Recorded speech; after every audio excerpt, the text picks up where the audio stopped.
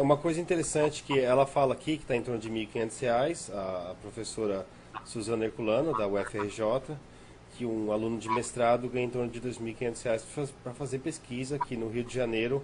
É um dinheiro Dois que... mil e ah, sorry, quinhentos desculpa, é R$ 1.500 para fazer pesquisa. Que Ah, para o Rio bom. de Janeiro é um dinheiro que não dá para absolutamente nada, né? Exatamente. Então, Em São Paulo também não. Deixa eu fazer uma pergunta aqui, voltando um pouco para o ponto original da conversa, na regulamentação. Você sabe que folha de pagamento no Brasil tem uma carga tributária super alta, né? Então, tem tanta discussão de você é CLT, ou você é PJ, porque muitas empresas não conseguem arcar com o custo de uma folha de pagamento com todos os benefícios exigidos por lei. A regulamentação, nesse cenário que a gente tem no Brasil, a regulamentação do cientista não encareceria o custo do cientista, tanto para a universidade quanto para as empresas privadas, e por consequência, no médio e longo prazo não seria ruim para o cientista? mas aí você está batendo em dois pontos. Um é você concordar que a tributação brasileira em cima dos salários do brasileiro é correta. Tudo bem, a gente pode discutir isso, talvez não hoje. Mas não é, não Vamos vamos falar aceitar isso isso. como um fato agora, porque a gente não tem... Tá, não tendo como alterar. Sim. aceitar isso como um fato. A gente não tem como mudar a tributação do folha de pagamento no Brasil. Então, basicamente, se aumentar o salário dos pesquisadores, dificultaria muito a formação dos mesmos, né? O incentivo da pesquisa seria muito dificultado. É um ponto válido. Sem dúvida. Na verdade, é como eu já falei, tá regulamentado já. Vocês têm noção da ordem que é de quanto um pesquisador regulamentado ganha? Em torno de R$ 14.000 por mês. Se ele for sênior, ele pode chegar a ganhar R$ 14.000 por mês. Quantos pesquisadores sênios tem O que por seria universidade? o melhor salário no mundo de Sim. pesquisador. Sim. Então, mas a minha pergunta não foi o quanto o pesquisador recebe. A minha pergunta foi o quanto que a empresa ou a faculdade, a universidade gasta para manter aquilo. Tem aquilo que vai para o bolso do pesquisador e tem os outros gastos da contratante. Então, para o governo, esse custo já existe. Eles pagam imposto também, certo? Certo. Para o governo, um funcionário público custa o dobro do que ele está te pagando, na verdade. Então, já está regulamentado. Agora, você estava falando assim que transformar nós cientistas, porque regulamentar a profissão cientista seria você transformar todos os cientistas que existem, ou seja, se você não é um profissional cientista, você não é cientista. Na verdade, não é assim. Desde que o cara tá lá na iniciação científica na faculdade, ele já está sendo iniciado como cientista. Ele está tentando desvendar alguma coisa nova, está tentando otimizar um processo, que nem você falou. Então, ao longo do tempo, a iniciação científica, ele já é cientista. É mestrado, ele é um cientista. Doutorado, ele é um cientista. Tá? Como é que é? Suzana Herculano? É isso? Herculano? Suzana Herculano. Ela tá falando é o seguinte: depois que ela se formou em doutorado, provavelmente, ela ingressou na universidade, não como pesquisadora, e sim como professora doutora, provavelmente. E ela dá aula. E aí ela fala que ela dá aula a maior parte do tempo. Isso. E que nas horas vagas dela, depois a gente posta no portal o link para essa reportagem, para o pessoal entender melhor, né? Mas o que ela está falando é que, como ela dá aula a maior parte do tempo, ela só pratica a ciência nas horas vagas. Certo? Então, regulamentar para ela seria, eu só vou fazer neurociência. Por isso que ela fala no artigo dela que a ciência brasileira não é feita por cientistas, né? Então, Mas é que cai no ponto que o Luiz falou, Rodolfo, que na verdade a profissão, o cientista no Brasil é diferente de você pegar a classe dos engenheiros. Então você tem um conselho dos engenheiros, onde todos os engenheiros eles são afiliados, bom, e isso é regulamentado. O dos cientistas não é uma coisa rígida. Como a gente acabou de discutir, um cientista ele pode estar fazendo pesquisa numa empresa onde ele é um funcionário contratado num regime CLT, seja qual for o nome do cargo dele. E no caso de um cientista que seguiu na carreira acadêmica, é como o Luiz falou, até isso está bem certo, na verdade ela não é contratada como cientista, ela é uma professora e pesquisadora. E a parte da questão do professor toma muito mais tempo. Toda a gente que faz mestrado, doutorado e tem convívio com ele sabe que a parte de dar aula, a parte de lecionar, ela é bem importante e toma um tanto de tempo. Então, o que eu acho que ela quis dizer, até eu precisava dar uma relida nesse texto, é que não sei, é que assim, para chegar nesse ponto, que a gente não tem uma questão de uma profissão de cientista bem delimitada no Brasil. Isso é uma isso é muito importante. Que ela quer chegar, assim, até para você regulamentar o negócio, para você ter melhor condição, ou então assim, você vai ver o ponto que ela quer chegar. Mas exatamente. E talvez existam. A primeira pergunta que o Rodolfo fez, o que é um cientista? Exatamente, isso que eu ia falar. A definição do cientista. Como você vai... Então, o que significa regulamentar a profissão de cientista, né? Quando a gente vê os dados aqui da Suíça, quais são os países que mais gastam em tecnologia, desenvolvimento e ciência no mundo, tá? A Suíça está em primeiro lugar, logo depois vem os Estados Unidos, depois vem Israel, depois vem a França, a Alemanha, a Austrália, tá? Isso em média de salários que são pagos para os cientistas, né? Bem, para você, obviamente, a primeira coisa que você percebe que esses são países que, como o Pedro falou, que basicamente o que você falou, Pedro, é que você falou que você e seus pais estudaram, então nós estamos mais ou menos na primeira... a gente chama isso de sociedade... A gente está na segunda geração, na verdade. Sociedade tipo 1, 2, né? A Suíça, os Estados Unidos... Não, os Estados Unidos ainda também está no 1, 2. Mas a Suíça, a Alemanha, a França, eles já estão na 3, 4. Que significa que a quarta é a terceira geração em seguida de familiares que estão na geração. É o filho do filho do filho dessa mesma geração que já estão na faculdade, né?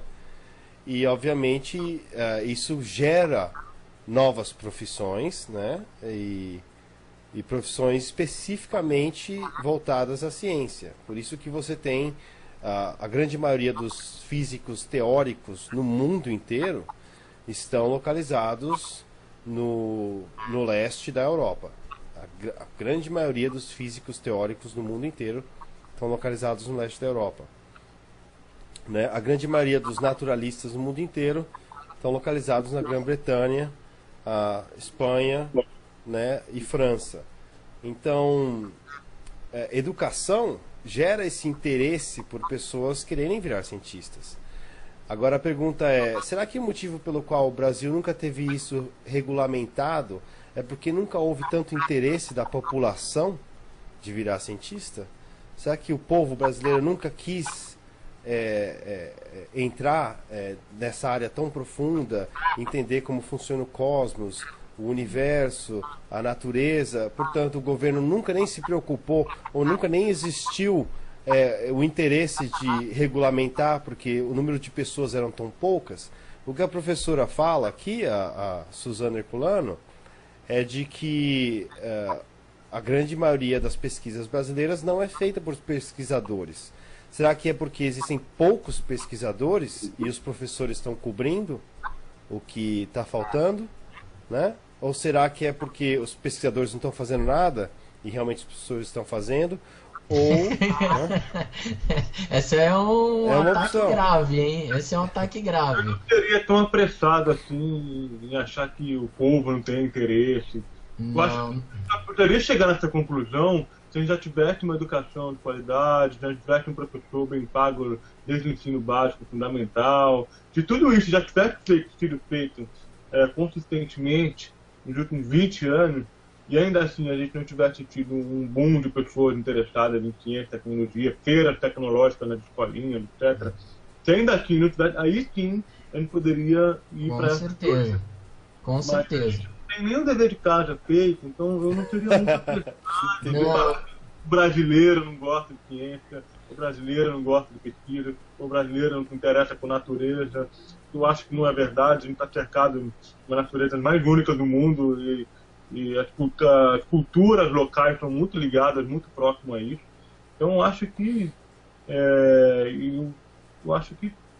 eu gosto de acreditar que o brasileiro, em geral, tem interesse por ciência, sim. Eu acho que é uma coisa minha. Mas para eu chegar na conclusão de que não tem interesse do povo brasileiro como um todo nisso, a gente primeiro tem que fazer um monte de passo a passo aí, que é valorizar o professor, ter uma escola legal, a pessoa não morrer de fome. Não adianta você se interessar por física nuclear se não tem arroz com feijão no seu prato, entendeu? Então, É verdade.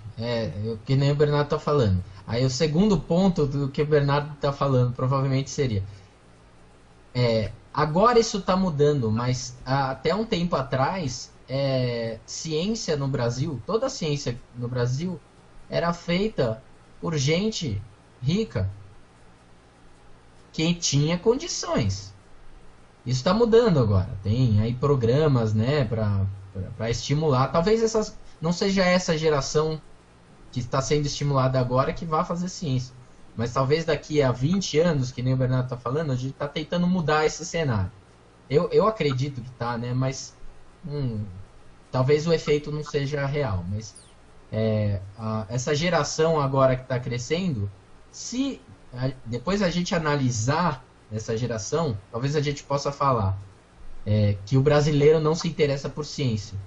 Mas, na verdade, até agora a gente não pode fazer essa conclusão justamente porque não tem educação fundamental, não tinha, né? Tá mudando aos poucos.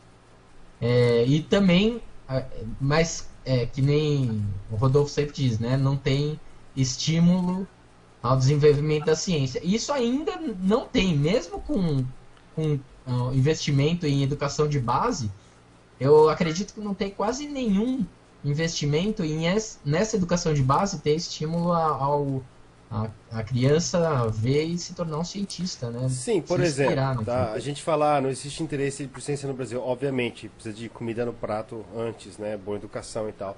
Mas quando você vê os países europeus, as maiores séries de televisão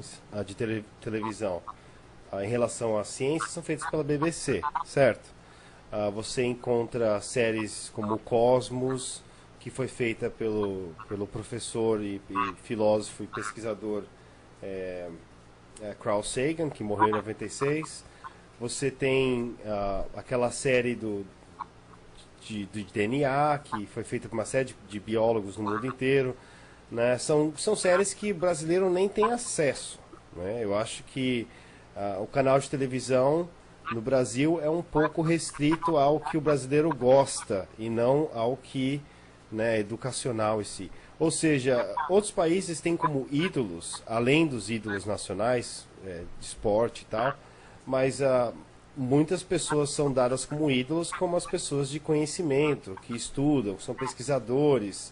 Um cara que fala sobre o cosmos, que aparece na televisão, na BBC e circuitos de perguntas. E no Brasil os nossos ídolos ainda são a tiazinha, o Tiririca, o jogador de futebol. Mas eu acho que isso está mudando um pouco, Rodolfo. Porque assim, se você for pegar o que o Bernardo e o Luiz falaram, então assim, a gente está num estágio mais inicial. Se você pegar os países europeus, eles têm umas escolas, elas são seculares. Então, a Universidade de Coimbra, em Portugal, tem 500 anos, sei lá, a idade do Brasil. Então, se você for pegar a geração dos nossos pais, onde a coisa era muito mais prática, onde eles iam estudar uma administração, direito, medicina, coisas que eram aplicadas, você nem tinha muito esse acesso a ciências naturais, ou que hoje já mudou um pouco, mas hoje você vê mesmo assim, na questão cultural, até no Domingão do Faustão, você tem caras, eu conheço o João Paulo Krajewski, lá o Christian Dimitrios, são cinegrafistas, biólogos que estão que fazem documentários e apresentam no Domingão do Faustão, lá, o Domingão Aventura. Então, apesar disso estar bem, com uma linguagem bem adaptada a um programa popular no domingo, você já tem gente fazendo coisa, pelo menos assim, na área de meio ambiente, boa dentro do Brasil. Isso está sendo bem aceito, isso tem um ibope grande dentro do programa. Então, não vamos comparar com a BBC, que é um canal público que não tem compromissos comerciais, diferente dos nossos canais que são empresas privadas com objetivo de lucro e tudo mais. Então, se eu fosse uma empresa de televisão privada, eu ia pegar o maior lucro possível, que eu pudesse ter, entendeu? Agora, nossas concessões de rádio são concessões de TV, também são concessões públicas. Aí entra o papel do governo do que uso você faz para concessões de rádio e TV pública, né? Para quem você vai dar essas concessões? Mas o legal, eu acho que um programa, assim, por exemplo, de meio ambiente, que é mostrado num domingão, ele tem uma audiência grande. Então, assim, eu acho que, mesmo como repórter, você tem o interesse da população com ciência. Isso que eu acho que é o interessante da gente levar em conta. Que no momento que você começa a ter pessoas capacitadas, formadas nas áreas, fazendo isso, eu acho que você tem um apelo para a população. Isso chama tanto atenção quanto a dança dos famosos lá do Faustão, chama tanta atenção quanto um programa, sei lá, o Big Brother. A Fazenda. Então assim, é legal de você ver que às vezes alguns programas, mesmo dentro de uma Rede Globo, que ela é extremamente às vezes tendenciosa e preza pelo lucro ou pelo entretenimento em massa, alguns programas eles acabam tendo sucesso. Então, eu acho que o brasileiro tem esse interesse. E daí é uma questão que a gente estava conversando mesmo da educação no Brasil. Então, no momento que você começa a ter um investimento em educação desde base, você começa a ter um investimento na educação superior, você começa a ter o surgimento, a proliferação das profissões que já tiveram esse boom na Europa, em outros lugares, que hoje estão começando a crescer aqui no Brasil. Por exemplo, biologia, meio ambiente, o que antes era discutido lá fora, no Brasil é extremamente recente. Algumas discussões. Então, a gente ainda está um pouco defasado nesse período, eu acho. Há esperança. Bem. Mas eu acho que há, bastante. Olha, eu vou ser sincero, eu estou gostando muito do papo, mas a gente já passou de 1 hora. Eu queria só que, se vocês quiserem fazer uma consideraçãozinha final e falar algo a respeito de realmente o que poderia ajudar a ciência no Brasil. Rapidinho, Felipe, o que poderia ajudar a ciência no Brasil? Já aproveitando o papo que a gente começou, para mim, regulamentar, primeiro, fazer uma regulamentação de todas as áreas, tá? De pesquisa, para ter pesquisadores, tá? Mas, primeiramente, seria melhorar a divulgação da ciência para crianças, certo? Para no futuro ter, sei lá, 4, 5 vezes mais crianças interessadas em fazer ciência. E por fim, dar um destino para essas pessoas que querem fazer ciência. Porque, por enquanto, tudo fica muito baseado em eu fiz mestrado, doutorado, e a maioria das pessoas pensa, vou prestar concurso público depois. Por quê? Porque é o único caminho, né? Tem poucas empresas que estão contratando que não fazem isso, tá? E se vai ser governamental ou vai ser empresa, tem que abrir vagas para essas pessoas. Essas pessoas têm que ter a confiança de que quando entrar para fazer um curso, mesmo que seja uma engenharia, e ele queira fazer um desenvolvimento, ele tem que ter a confiança que se ele for fazer um estudo de 8 anos nesse assunto, ele vai chegar no final e vai ter emprego para ele garantido, ou quase garantido, dependendo de quanto ele se esforçou naquilo, entendeu? E você, Pedro, o que você acha que poderia ser feito para ajudar a ciência no Brasil?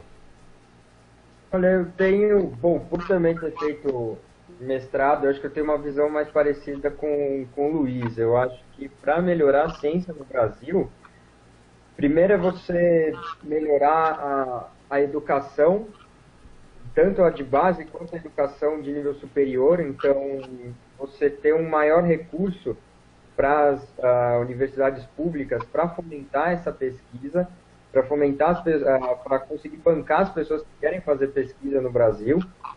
E como o Luiz falou, isso é bem interessante. Você, até conforme você for investindo nisso, e mesmo o mercado perceber o quão importante essas pessoas bem capacitadas, qual é o uso delas numa empresa, você conseguir inserir essas pessoas que fazem ciência no Brasil, no mercado de trabalho, isso eu acho que é o objetivo final que a gente teria. Então, é como você, depois de ter feito ciência, vai conseguir aplicar isso, vai conseguir reverter isso na sua vida profissional. Então, eu acho que é uma mudança um pouco até de pensamento, de paradigma. Então, que o pesquisador ele não vai ficar necessariamente enfurnado numa sala. Ele pode aplicar todo o conhecimento dele no mercado de trabalho. No momento que a gente começar a mudar um pouco essa nossa visão, às vezes a ciência começa a ficar mais difundida no Brasil, né? A ciência começa a se expandir, a se popularizar bom, eu acho que é mais por esse caminho mesmo. E você, Bernardo? Bom, antes de mais nada, eu tenho um desejo sincero e absoluto de que o cientista seja muito mais valorizado, de que a ciência seja uma coisa rica, excitante, animadora. O único alerta que eu acho que eu faço um pouco é essa coisa, a história de regulamentação. Muitas leis aparecem com ótimas intenções, mas têm efeitos catastróficos. Então eu seria muito cuidadoso, de às vezes regulamenta, todo mundo fica feliz, mas a gente não prevê todas as consequências e acaba engessando a profissão de uma maneira que não era que a gente queria. Muitas vezes a gente citou aqui o papel do cientista como um cara experimentalista, um cara que não está fazendo algo novo, e leis em geral são mais reacionárias do que proativas. Não tem como prever o que vai ser da ciência daqui a 5, 10 anos. Então tem que tomar muito cuidado também para uma regulamentação não ser um gesto para a ciência, porque a gente não sabe o que a ciência vai ser daqui a 10 anos. Eu tenho vários exemplos de regulamentação que surgiram com ótimas intenções que foram um desastre. Não vou falar aqui, senão a gente vai estourar o tempo. Mas eu tomaria muito cuidado com isso, faria um alerta desse lado daí. Com todo o meu desejo sincero de ter ciência estimulada na infância, nas escolas, um professor que inspire, seja muito bem pago, que faça pela paixão e que não precise matar um leão por dia. Eu gostaria de agradecer a participação dos três e lembrar que o Portal Ciência é um portal que estimula a educação científica no Brasil, e nós estamos nesse momento fazendo um concurso que é o concurso Despertar para a Ciência, que é para escolas de ensino médio e fundamental, né? Principalmente ensino médio, onde a gente pediu para as escolas escreverem redações a respeito do tema qual é o papel do pensamento científico em um país democrático, né? Então, essas redações estarão disponíveis no mês que vem no nosso site para serem votadas. Então, por favor, venham e votem. Vocês vão saber exatamente o que está acontecendo com os nossos estudantes de ensino médio em grandes escolas brasileiras. Eu agradeço novamente ao Bernardo, ao Pedro, ao Luiz Felipe. Esse é o Papo Inteligente ao Quadrado, e nós vamos estar fazendo isso semanalmente. Por favor, se vocês quiserem contribuir com temas, é só você clicar no formulário abaixo, tá? E vocês vão poder encontrar ali, mandar uma sugestão para a gente vai poder discutir. E quem sabe, eventualmente, a gente vai estar dando presentes e brindes para quem participar das discussões. Muito obrigado, agradeço muito. Até. Tchau, gente.